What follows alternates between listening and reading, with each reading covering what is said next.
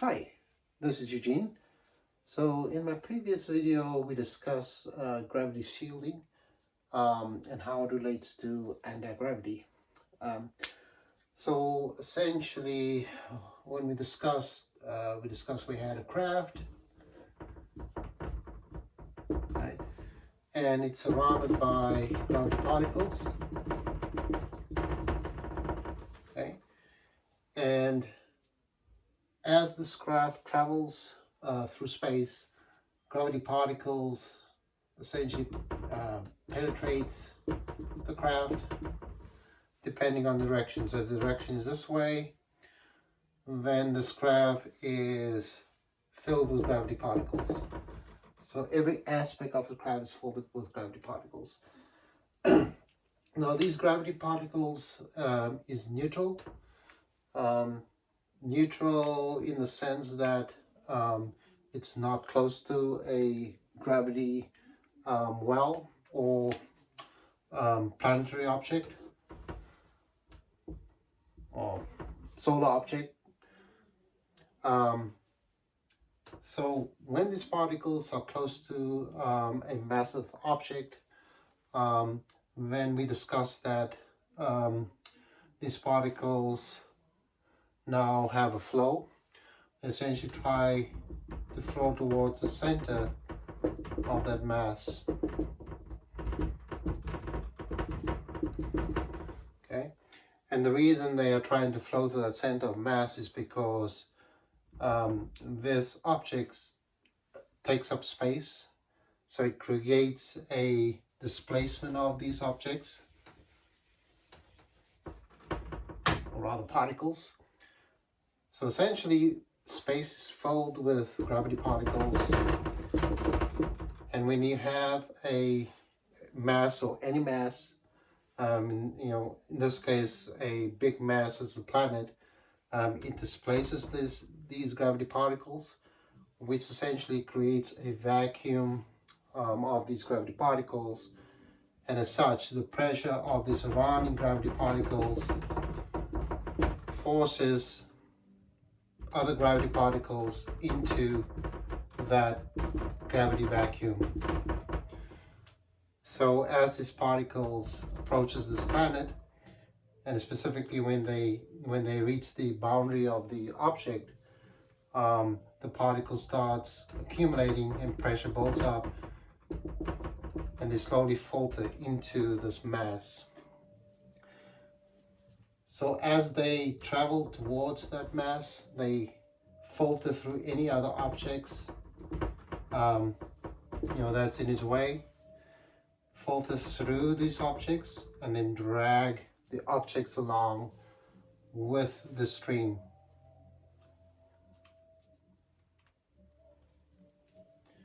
Okay, so in our case, if this is the planetary surface, we have a flow of gravity particles towards that surface, and if we have this craft in that flow, it gets dragged along with it. Also, another aspect that I mentioned before is when this particle reaches the center of this mass, pressure builds up, and then after a while you get a big explosion of these gravity particles upwards. And this is a high energy explosion. So these particles, they travel at high velocity, and any mass that they encounter in that way, they rip right through them. And these gravity particles that filter downwards, they essentially have a mechanical interaction with any atoms or mass that they encounter.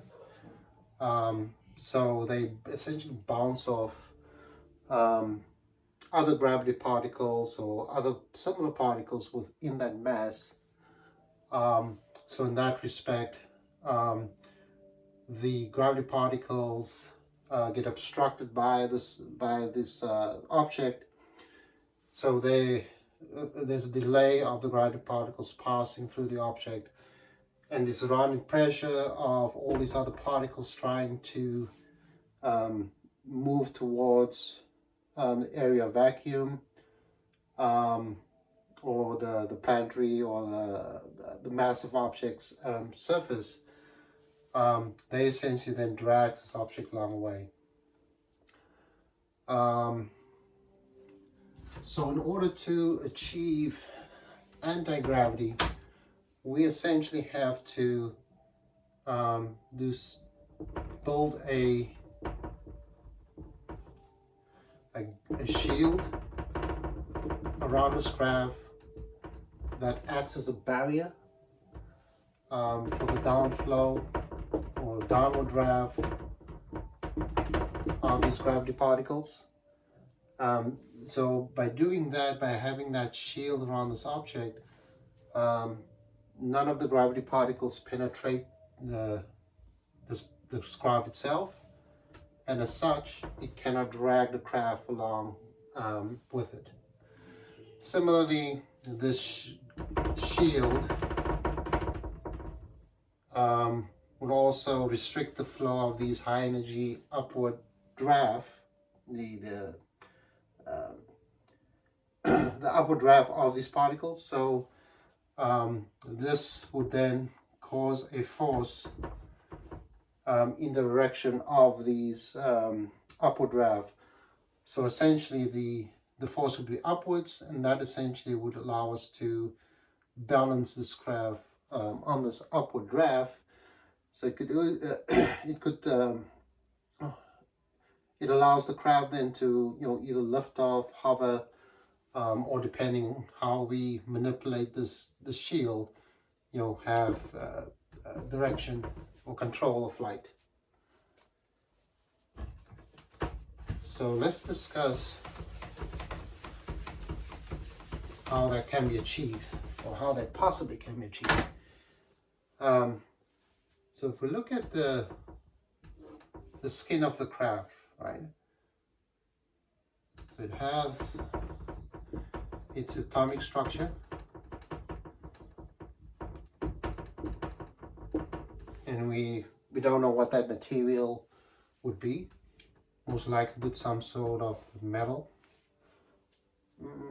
Could be metal, could also be a different material, but we'll get to how what that structure should be. So if we look at the skin and we have this downdraft of gravity particles, they essentially filter through the skin of the craft. Okay. So the idea then is to build a barrier on the outside of the skin to prevent those gravity particles from penetrating the skin. So we discussed before that the ideal barrier would be particles, just as this, in the same way where these gravity particles filter through the object and filter through the atomic structure, it encounters other particles that are similar or equivalent to these gravity particles. And we discussed that the idea that the magnetic particles, which is a particle that make up a magnetic field, these magnetic particles are similar or the same as gravity particles. So when these gravity particles, or I'm gonna say from now onwards magnetic particles. So when these magnetic particles penetrate the skin of the craft and the atomic structures, they get bounced around by these magnetic structures or magnetic particles that are existing in all matter. So they have a mechanical interaction then with those magnetic particles that's in the matter itself. So in the same way that these magnetic particles interact within the atomic structure, we can therefore create a barrier consisting of these magnetic particles on the outside of the craft. So in other words, when these particles encounter this barrier, they get reflected, or they have a mechanical interaction with these boundary particles, and then is prevented from penetrating into the skin of the craft. And in that respect, we have a gravity shield. So how can we accomplish that? So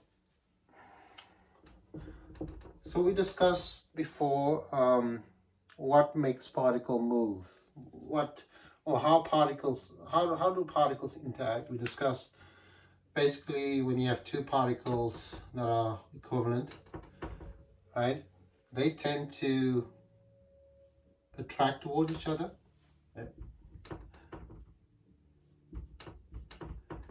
They tend to attract towards each other, and when they are close to each other, they seem to repel from each other, right?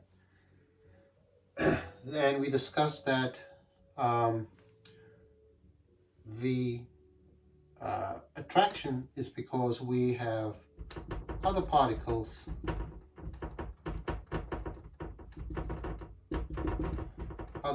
that essentially pushes these particles to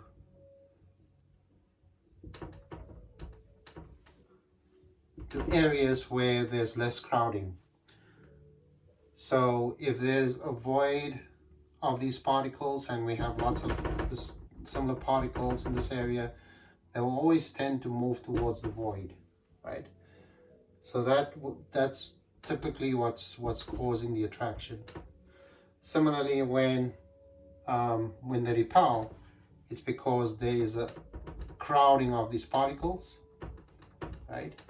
And they essentially move away from the crowd and move to an area where there's less of those particles.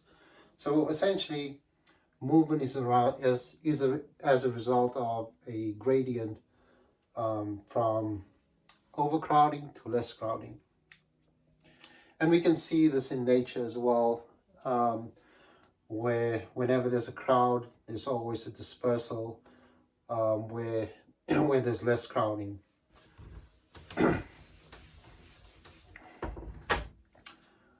So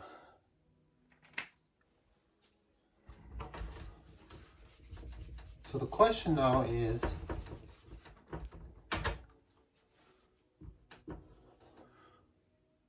when these gravity particles are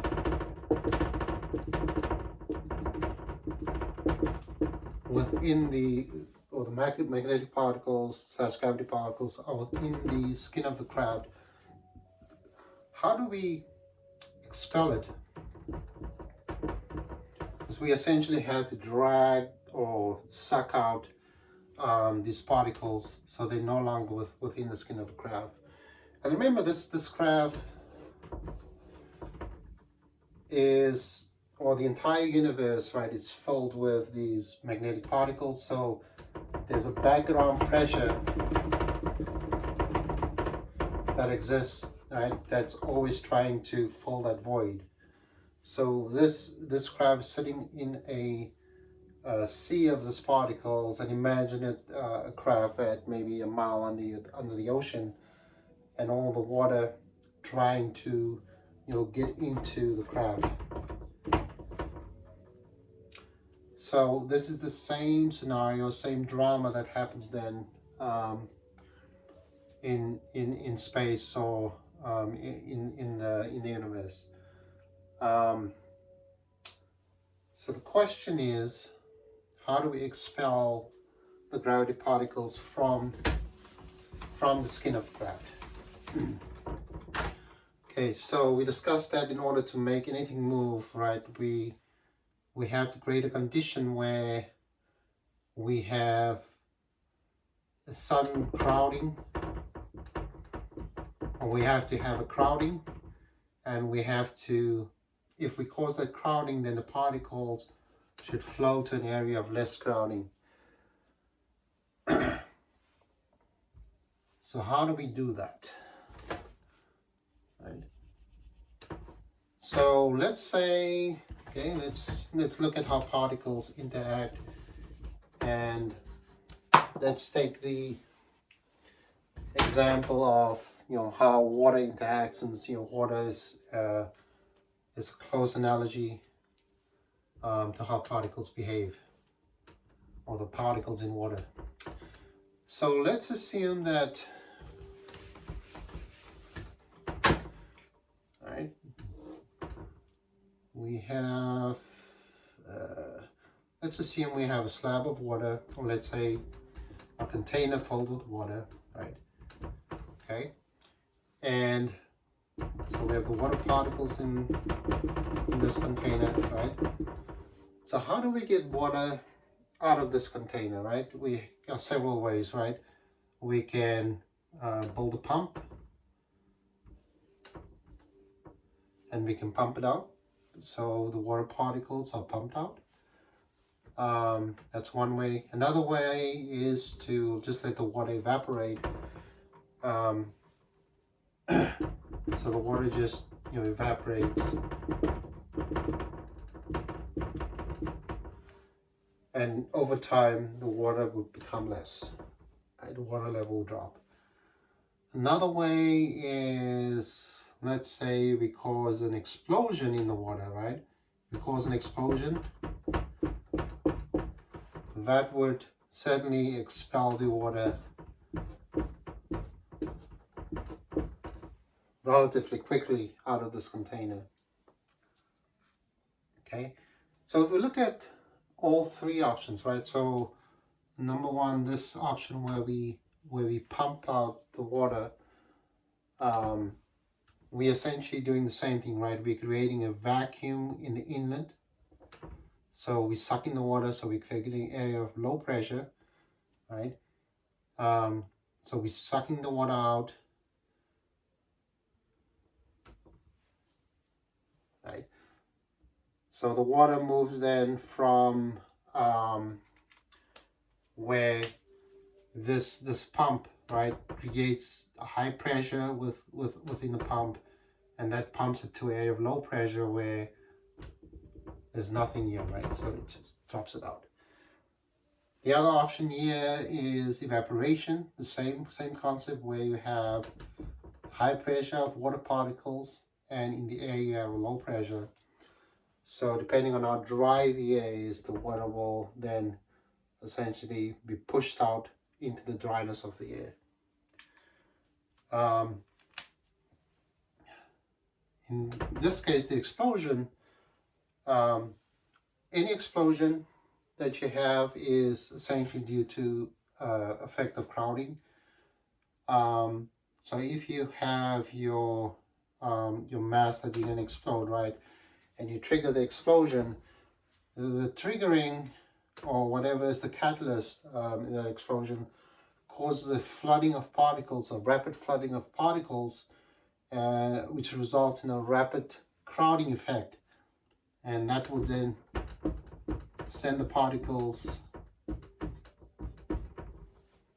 outward at high velocity, and that is because of the crowding, the sudden crowding effect. So this explosion then creates a rapid crowding effect, and that would expand, right, and push everything out. Okay.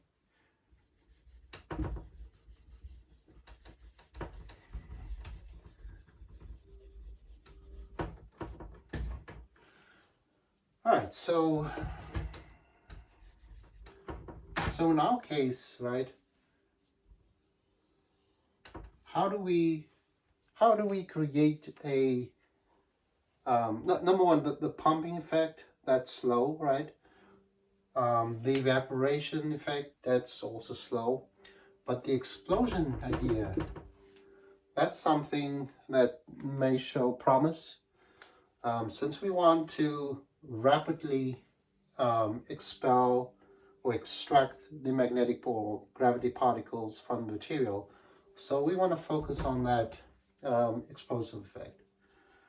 Um,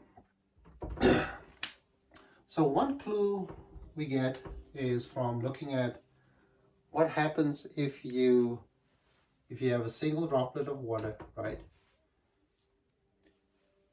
And it drops into the water. What happens? If you can slow that down, so if you can slow that down and look at it in real slow motion, right? Like, what happens? So as this droplet strikes the surface, right? It creates a tiny crowding effect. So when it strikes the surface, it causes an explosion, and the water particles essentially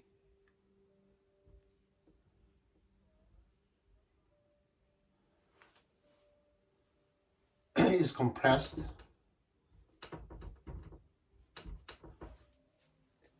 in all directions, right? So as the water molecules compress, they essentially start moving to areas of less crowding.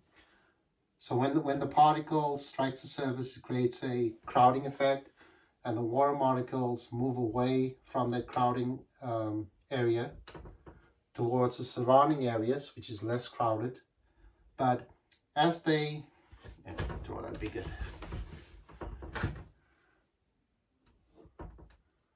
So let's see. So as these water particles move, away from that crowding area, they essentially encounter more water molecules, right? More water particles. So what happens next is they encounter another area of crowding. So the only other area of crowding would be, they cannot go down because there's more water molecules over here. So the only other escape route is to go upwards, right?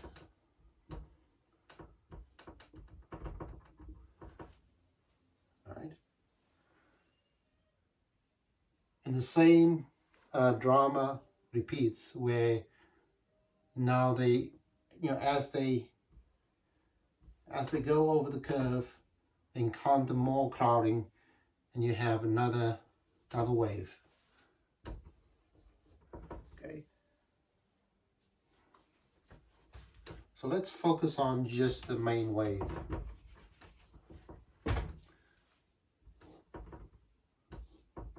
Okay.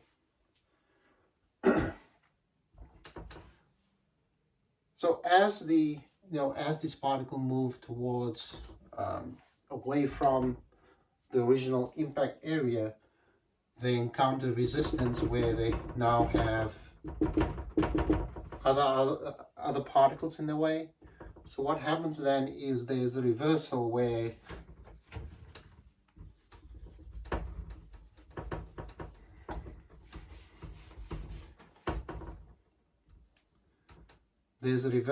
these particles, they all move back to fill the void now, right?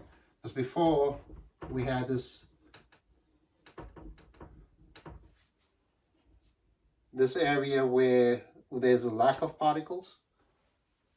So they all move, let me draw that again. Okay. So as these particles move away from the initial impact, right, they in turn create another void, right, where there's now a lack of water particles. So as these particles encounter other particles, they now are slowed down and pushed backwards because the pressure of the surrounding media, right, it forces everything back towards trying to fill this void. So what happens then is, as they all get forced back, these particles then have nowhere to go but to go to an area of less pressure or less crowding. So in other words, they start climbing upwards, right? But the back pressure of all these particles pushing back into this void causes an explosion. So if you look at it real closely in slow motion, you'll see that the one tiny droplet caused a big explosion. Let me draw that better. You know, as the water implodes, causes a big sloshing,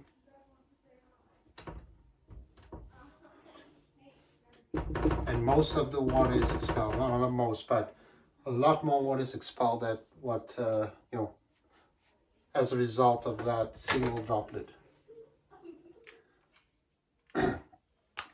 So I believe this is the mechanism that we can capitalize on how to extract the gravity particles from the material, from the craft's skin. So if we look again at the craft, right?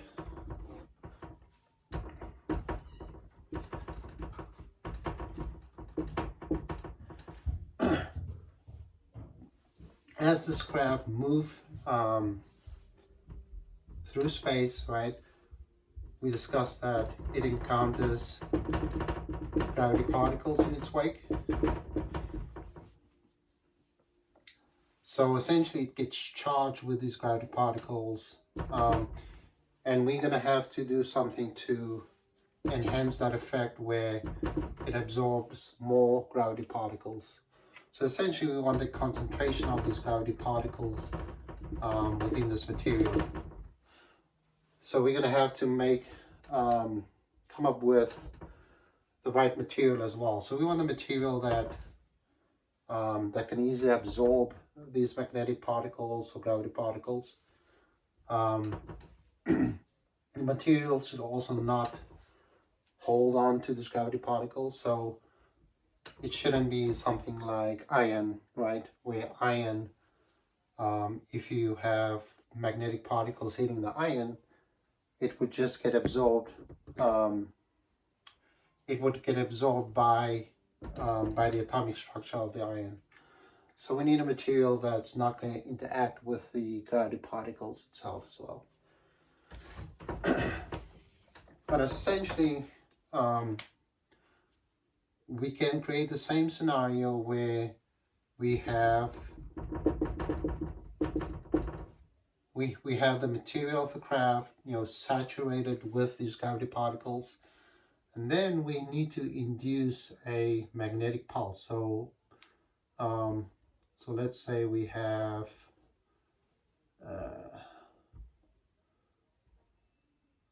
create an electromagnet maybe, right? And then it creates a magnetic pulse, right?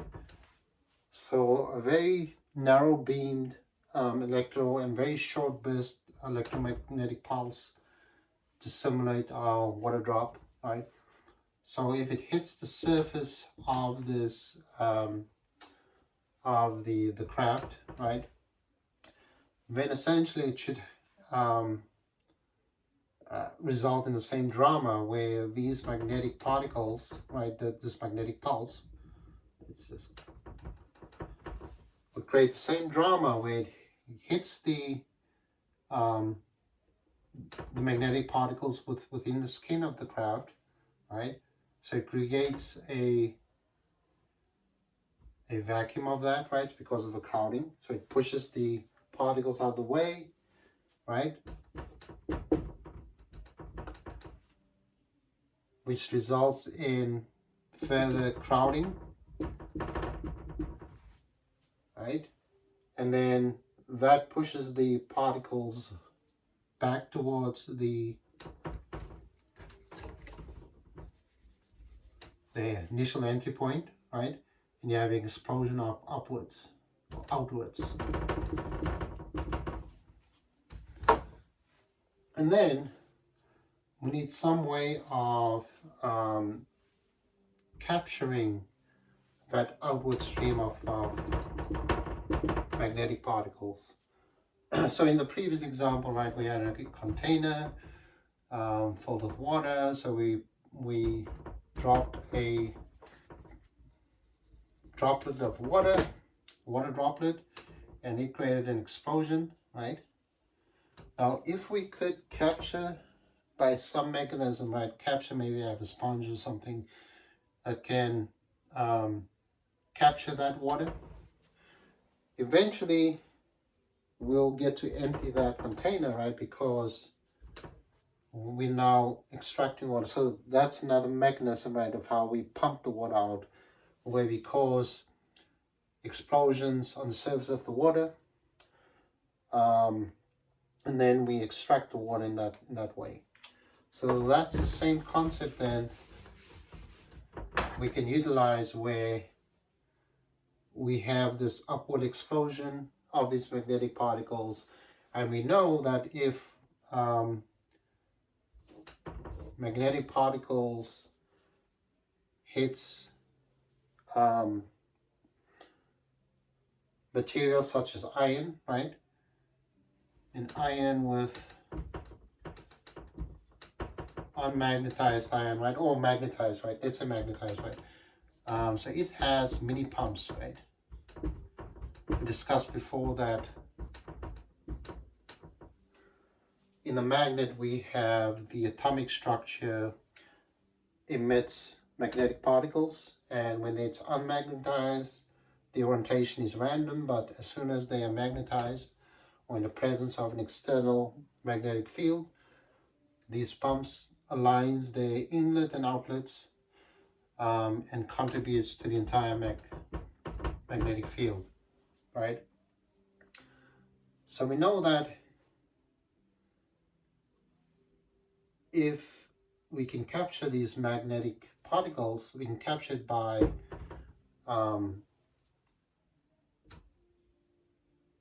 exposing it to the iron, right? The iron then would capture it, right, as part of the magnetic structure. And that way, these magnetic particles then is extracted from that material. So the question is, what configuration do we utilize to affect the extraction? So in this example, right, if we have a electromagnet, right, we have an iron core, we have a coil around the iron core that creates an electromagnet, but the field that would send the particles, right, in a downward motion. And this would only work if the particles is oriented in the form of a outlet. So we have an inlet and an outlet, or north and a south of the magnet. So we have an outlet. Then what happens then is that as these particles explode upwards, they essentially encounter a downward draft of these magnetic particles because of the downward or downward motion of the magnetic particles, because they're part of the magnetic field, and we are essentially exposing an outlet, magnetic outlet, to that to the surface of the craft. So what happens in that regard, they're gonna repel each other, right? Because we have upward movement of magnetic particles and we have downward movement. So that would not work because it's not going to absorb that particles, because these particles are immediately pushed down by by the downdraft of this magnetic field. If you look at our container, right, filled with water, and you drop a single droplet, right, that would create again the outburst of water. But what happens if you drop two droplets? So you have one droplet and another droplet. So what happens then is that as you have this upward explosion, this droplet comes down and then destroys that upward draft, or outward explosion of water. So you don't get the effect where you have a lot of water coming up, but they get interrupted by the other downward falling water droplet. So that would be the same drama in this respect, where as soon as you have this outburst of magnetic particles, they encounter downdraft of these magnetic field. So the orientation then should be where the field should either be horizontal, right? Instead of vertical to the craft, it should be horizontal. And it can be either orientation, either inlet, outlet, left to right, right to left. So that means then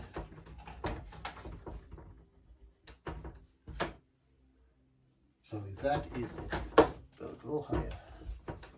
So that means then if the field is going that way, right, and you have this upward burst of magnetic particles, right, it's going to then join the field, right? So instead of encountering a resistance upwards, they essentially get pushed in whatever direction this magnetic field is going. So essentially they get pushed, and in that way they essentially join the main magnetic field or the external magnetic field. So they become part of the magnetic field, and they no longer would be part of the craft material itself. So I believe that is how we can capture the magnetic or gravity particles, how we can expel them and capture these magnetic particles to build a barrier, right? So as these, so if we pulse, wish I had a different color, but okay. So let's say there's some sort of magnetic circuitry. So when I say magnetic circuitry, just essentially we have wiring on the craft skin or under the craft skin, or whatever configuration we come up with, but we have some sort of magnetic circuitry in close proximity to the craft skin, right? And when we pulse the magnetic circuitry, we create real short pulses. So essentially what I mean by that is we send magnetic particles, right, in the same way, right? We have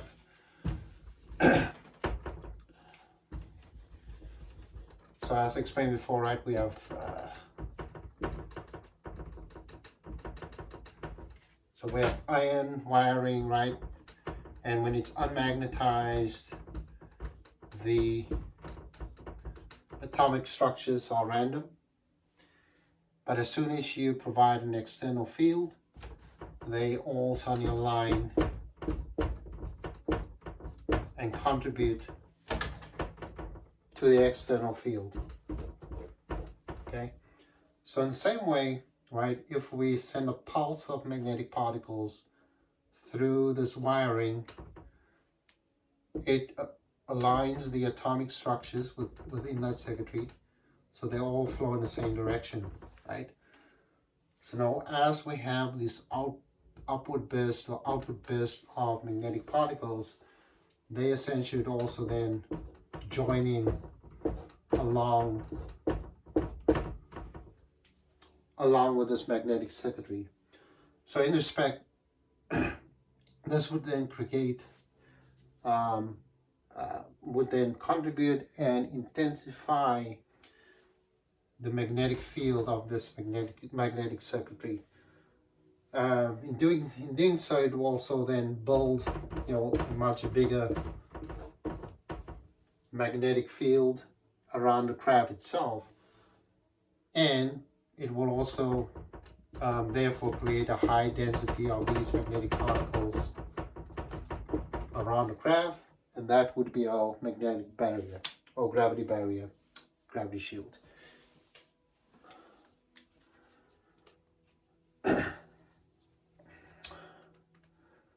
So the question now becomes,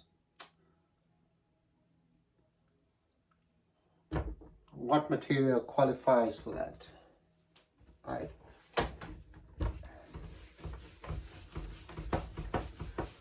So we need a material that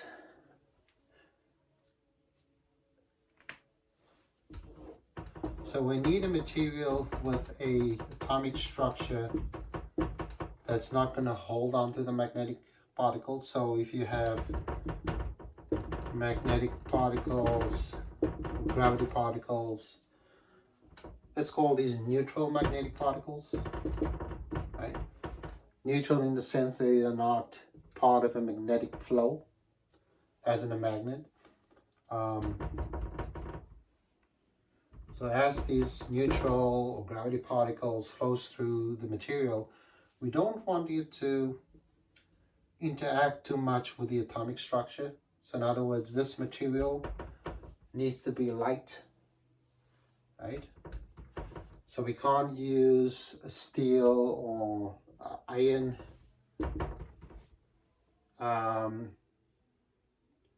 because the magnetic particles or the neutral magnetic particles, they essentially would then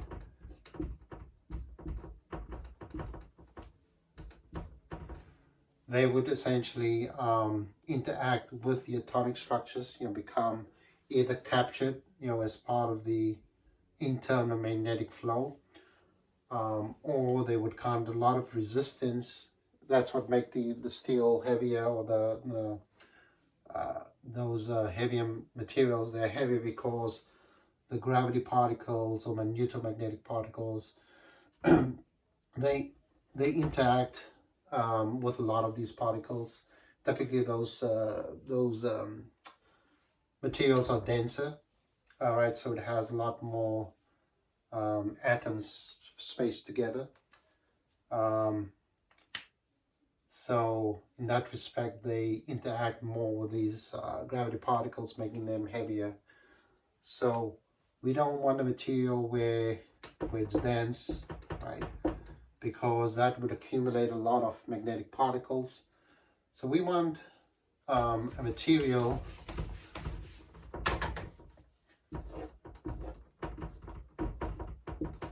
some sort of crystalline structure. It's going to easily let gravity particles flow through it.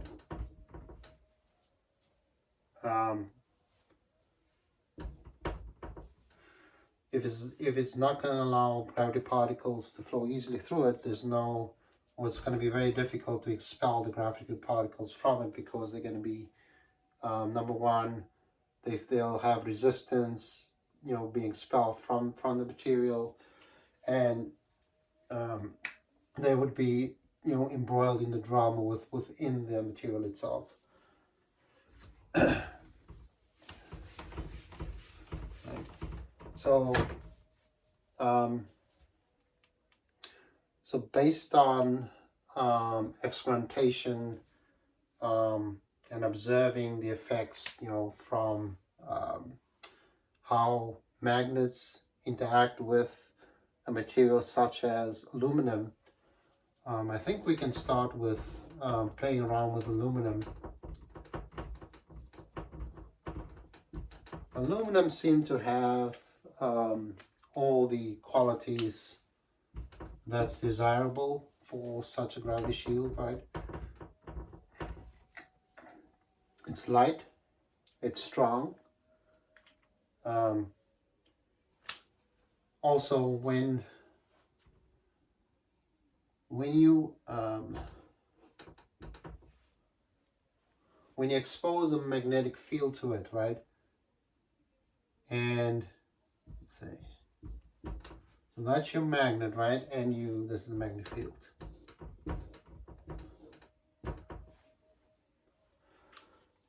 So when you have a magnet on top of a thick aluminum sheet, and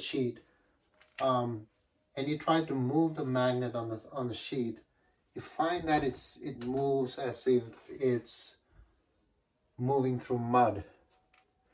It's really strange, but it's resisting the movement either away from the aluminum sheet or sliding across the sheet.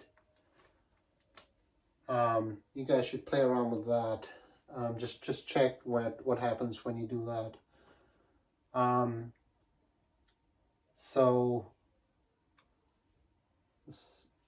I think we'll discuss the using of aluminum for experimentation in our next video. So I guess I'll see you next time.